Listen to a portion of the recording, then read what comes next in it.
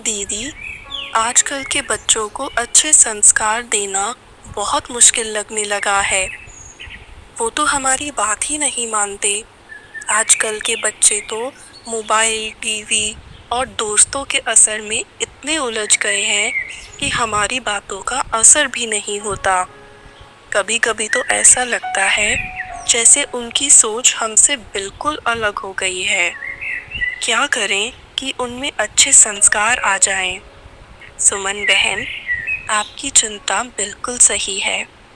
आज के समय में जब चारों तरफ अशांति, भाग-दौड़ और बाहरी प्रभाव है, तब बच्चों को सही दिशा देना एक बड़ी जिम्मेदारी बन जाती है।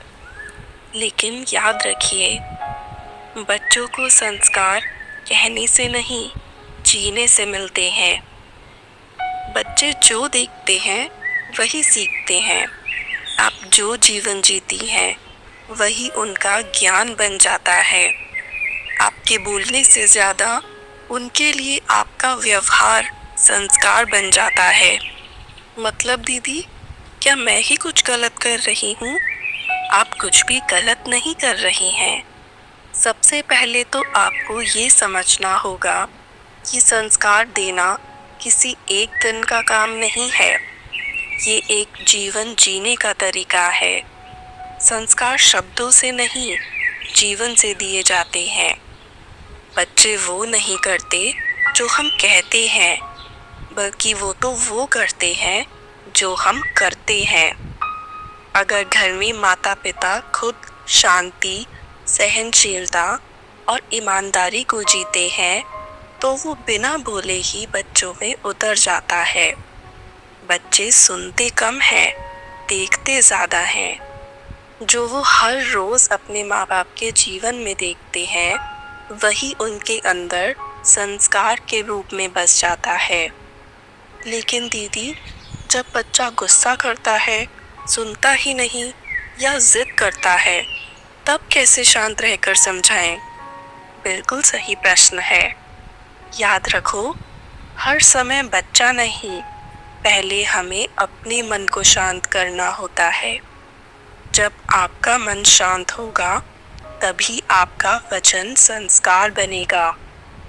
अगर आप गुस्से में कुछ कहेंगी, तो वो बात उनके मन तक नहीं जाएगी, सिर्फ कान तक रह जाएगी। जब आप उनसे बातें करें, तो उनके मन की भावना को समझना बहुत जरूरी है। वह एक पवित्र आत्मा है, बस प्रभावों में आकर उनका व्यवहार बदल गया है। अगर आप उसे डांटेंगी, तो वो डर से कुछ समय के लिए रुक जाएगा, लेकिन भीतर उसका विरोध और बढ़ जाएगा।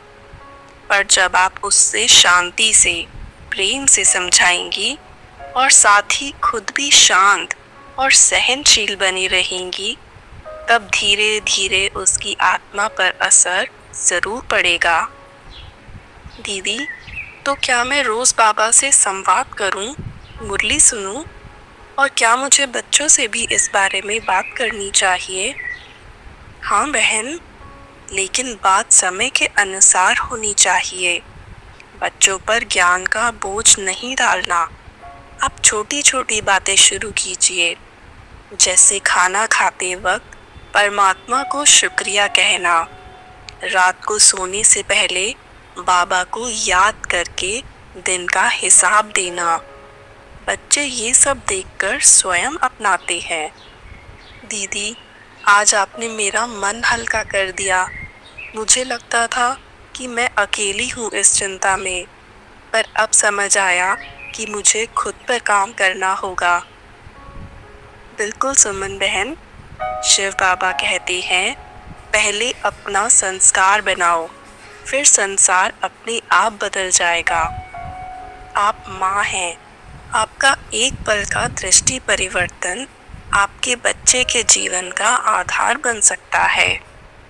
आप अपने बच्चों के साथ बस बाबा का प्रेम और ज्ञान बांटिए, फिर देखिए कैसे आपका घर एक रूहानी उद्यान बन जाता है।